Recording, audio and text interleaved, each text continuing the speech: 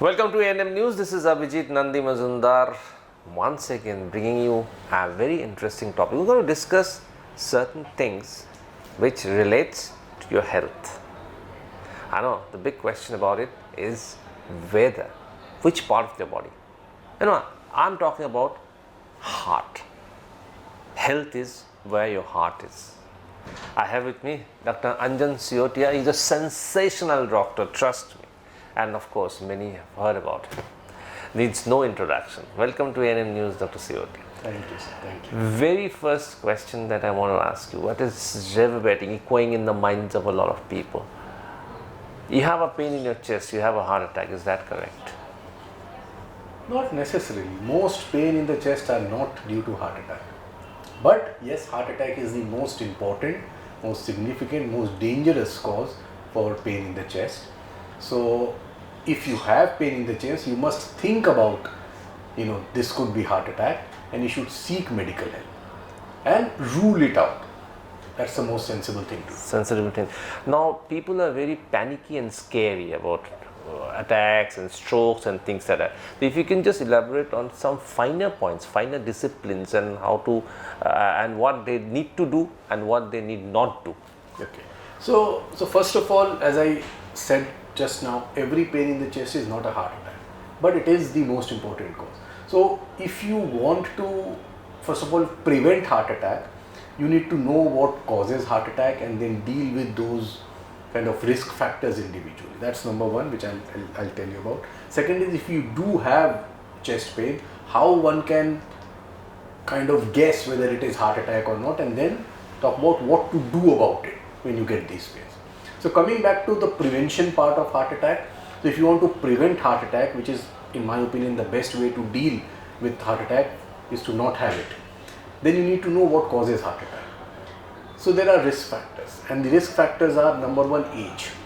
As we grow older, our risk increases, but it's a non-modifiable risk factor. You can't do anything about it. Aging is something that we have to accept. Second is sex. So for example, being male puts you at a higher risk than being female. Again, you can't do much about it. Third is family history. If you have a family history of heart disease, then you are at a higher risk of having heart attack. Can you change your genes? No. So you can't do anything about it. So what is more important is the modifiable risk factors, things that you can modify in your life and reduce your cardiac risk. And these modifiable risk factors are, number one, smoking, number two, diabetes, number three, high cholesterol, number four, blood pressure, number five, lack of exercise, number six, obesity, number seven, stress. These are the common ones. And by addressing each and every one of them, for example, if you're a smoker or if you consume tobacco in any form, then stopping that will reduce your risk. If you are a diabetic, then controlling your diabetes with adequate medication may reduce your risk. If you have high blood pressure, control it. Stress management, weight reduction, healthy diet, exercise, all these will have a positive impact on reducing your risk of heart attack. Now, you can never reduce anybody's risk of having a heart attack to zero. Even people without risk factors, even people who exercise, eat healthy can also have a heart attack. But you can significantly reduce it from whatever it is by adopting a healthy lifestyle. So that's the prevention part. Now, if you have a heart attack, if you are unlucky enough to have a heart attack in spite of whatever you do, then first of all you need to recognize the signs and symptoms of heart attack. It's not always easy. In my practice, I have seen doctors getting heart attack themselves and not being able to diagnose it. Okay, so it's sometimes very difficult for lay people to diagnose a heart attack. Almost impossible. But the classical symptom of a heart attack is chest pain, which is central. It's not here, there usually. It's in the center of the chest, but it can radiate to the left or right side.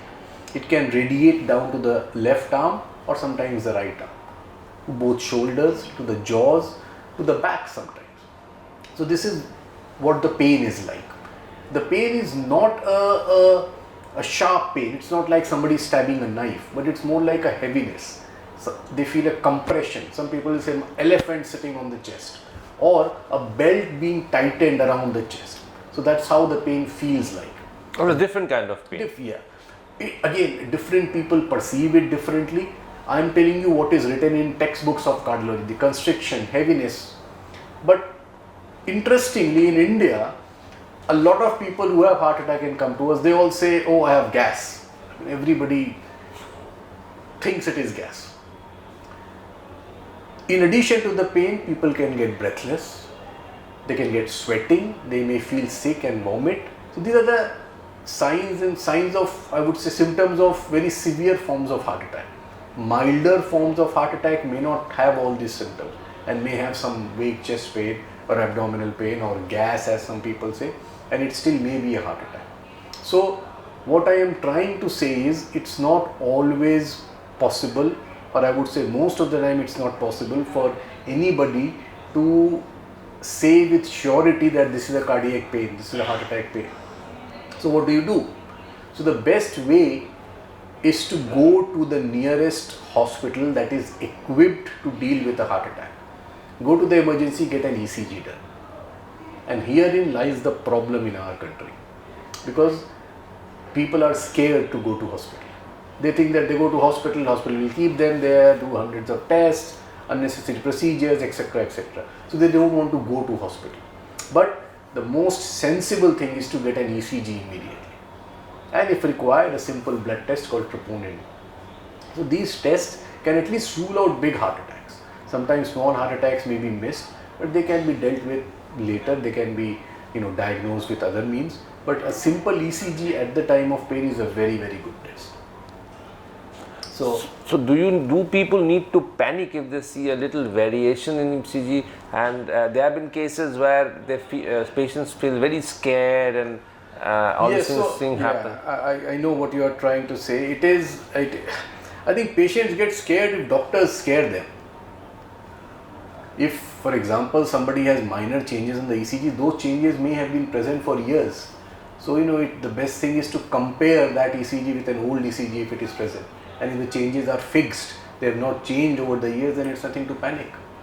Sometimes patients have certain changes on the ECG which are non-specific, which are not diagnostic of heart disease. They just have it because of no reasons or some reasons like high blood pressure. Sometimes it's very difficult for even a doctor to say if these changes are due to heart disease or high pressure. But you can investigate in a sensible, logical way to rule out heart disease. You don't need to panic the patient. Okay. So once you've diagnosed with heart disease, is it something very dangerous that once you get into a hospital and don't come out of a hospital, your life risk factor is very high? There are no systems or sophisticated technology not involved where you can treat or operate on a heart patient?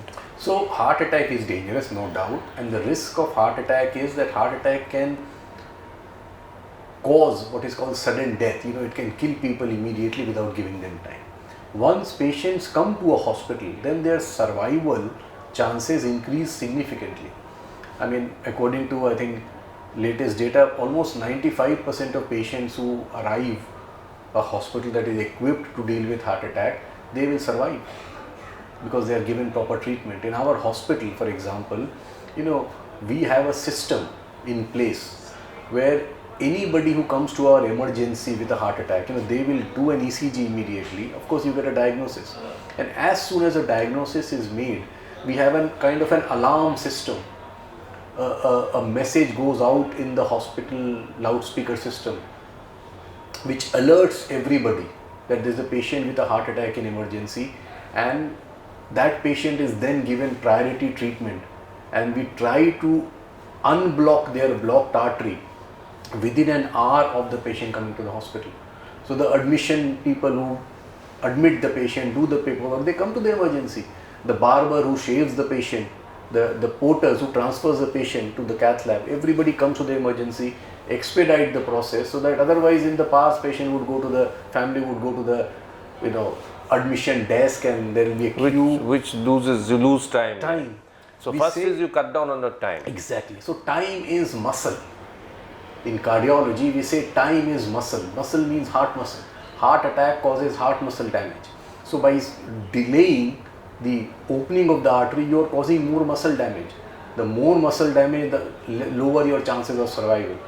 So the quicker you do the procedure, the better it is. So I can proudly say, and if there is one contribution of mine to BM Birla, it is this, that we used to do that in England.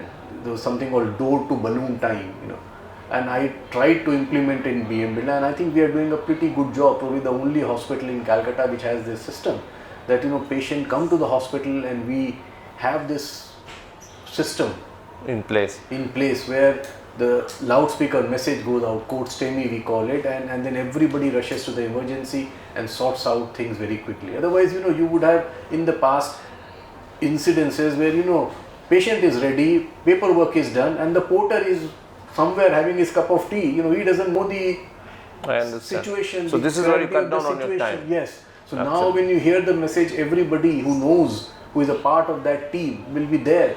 And then the cath lab where we do the procedure, the OT, they are alerted immediately, they hear the message. So they prepare the OT. There is a patient coming in 10 minutes. So they will not take their routine cases, the nurses are all prepped up, gloved, ready, trolley is ready, patient wheeled in, the procedure starts.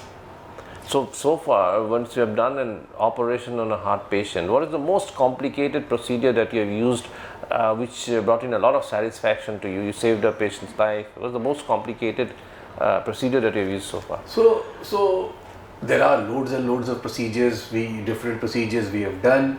Angioplasty, of course, is the most common, and I have to say primary angioplasty, as we call it, for heart attack patients save the most lives because it's so common and we do it very frequently. And they are very satisfying because visually you can see it. You can see a blocked artery, you open the artery, you see the blood flowing down the artery, and it's very satisfying. And you have saved somebody's life. So we do it, it's our kind of bread and butter, you can call it, and we do it very frequently, and it's very, very satisfying. In terms of complexity, cardiology is becoming more and more complex. We are doing more and more things that in the past were done by complex surgeries, and we are now trying to do it with minimally invasive treatment. For example, we have a valve in the body called aortic valve. Now, with age, the valve sometimes degenerates and it needs replacing. In the past, that was possible only by cutting open the chest, and the surgeon would then put a new valve in by an open heart surgery. Nowadays, we do that from the leg. So from the leg, with putting a tube in the leg, we can put a new valve through the leg. So we are doing that surgery increasingly more and more these days, and BM Birla is one of the pioneering centers for that kind of procedure. It's called TAVI. So I'm told I'm probably the highest operator of TAVI in Eastern India, and it is quite satisfying when we. And it's safe and inexpensive. It is expensive, but it is safer than open heart surgery. See, any new technology that comes into the market is expensive, but it is now cheaper than what it was 5 years ago, and I am hoping that in years to come it will become even more cheaper. So in such a situation, when a patient comes in and after a very complex surgery goes back home, what is the recovery time, what is the recovery rate, and in such a situation, what will you advise the patient? Which situation are we talking about? The heart attack or the TAVI? Post operative. After most of our procedures, we do it from the wrist or from the leg. The patients usually are walking the next day. So for example, for TAVI, the patients usually walk the next day. In 2 to 3 days time, they go home and then they lead a normal life after that. For heart attack patients, when we do an angioplasty, we advise patients rest because heart attack means heart muscle damage. So we advise patients kind of less physical activity for a month. They can still walk in 2 days time and they are okay. But we don't advise them strenuous activity for a month, and after that they lead a normal life. So it's possible to really recover and lead a complete normal life even if you have a very intense attack. So again, it depends, because a lot of patients have big heart attack and then they get immediately treated and they have minimal heart muscle damage, their heart is not weak at all, and they lead a completely normal life. Some patients present to us late, and then even after a successful angioplasty, the heart is damaged to some extent, and that damage could be mild, it could be moderate, it could be severe, and depending upon the severity of the damage to heart muscles, they have symptoms. If the heart is very severely weak, their symptoms are bad and their longevity is long-term longevity is reduced. If their damage is minimal, then their symptoms are very little and their long-term prognosis is very good. So, what is your advice to a patient? I mean somebody who is growing old, who is aging now. So, lastly, you have touched upon all the aspects of the heart. So, what do you advise a patient how to lead a normal, healthy life? So, first of all, I think in this day and age, especially post-COVID, I think as you just mentioned a little while back, everybody seems to be too scared. Because it's good to think about things and prepare for things and try and improve your lifestyle, but I think a lot of people are getting too worked up about this heart attack things because there have been few high profile cases, celebrities, singers and politicians and news anchors who have died suddenly, and because of the effect of social media, and the world is more connected, so we hear more and bad news travels fast. You know it more than any of us. So it scares people. It scares people. So the good things that so many people are saved by good procedures, it does not make news. Correct. But one celebrity having a heart attack and dying from it, and a person who wouldn't even have been a celebrity 10 years ago is in today's age is a celebrity in some form of environment. Yeah. So people know about him, and people talk about him, and people get worried when you hear these stories. So I don't think worrying about it is going to solve anything. Heart attack has always happened, and it will always happen. Whatever we do, we are never going to reduce the risk of heart attack to zero. So I don't think we should worry about it. If it is to happen, it will happen. But yes, we all should try and lead a healthy life. And I've told you what it means. I think if you ask me what I do, I have a pretty stressful life as a doctor, very long working hours, sometimes sleepless nights, and there is very little I can do about it. But what I try to do is, number one, I try to maintain a good body weight, as you can probably see. So I eat everything. I don't say no to that, I won't have sweets. I think it's a crime to live in Bengal and not have sweets. But I have limited sweets. I don't say no to fatty food as well. In fact, all my favorite food, I joke, is carbohydrate covered with fat, be it shingada or kochori. That's true for most of us. So I will not say no to that. I will have my occasional shingada, I will have whatever I want, but I have it in small quantities. I never go overboard, and I try to make sure I don't put on weight. So if I indulge, if I attend too many parties, my weight is going up, I will immediately, for the next 2-3 weeks, I will exercise more and I will cut down on my eating further and skip dinners, make sure I come back to whatever I was. So I try to maintain that body weight. I try to take regular exercise of some form, be it playing tennis or be it walking or running, whatever. So again, it's not possible in every day as far as I am concerned because of my lifestyle, sometimes late nights, early morning start, but 5 days a week I try to do. The exercising is very, very important. Eating whatever you want, but in small quantity, not getting fat.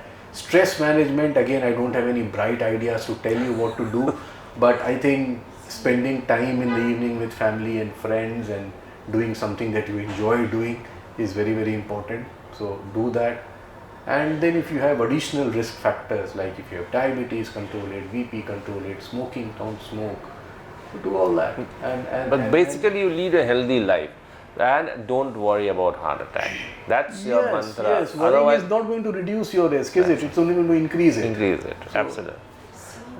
Absolutely correct. That's what Dr. Siotia said. You just heard him. Do not worry. Lead a healthy, safe life.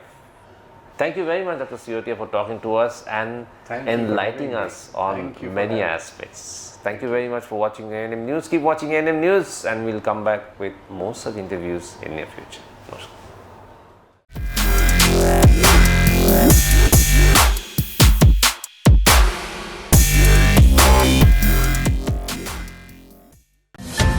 Please don't forget to subscribe our channel and also click the bell icon to get the latest updates.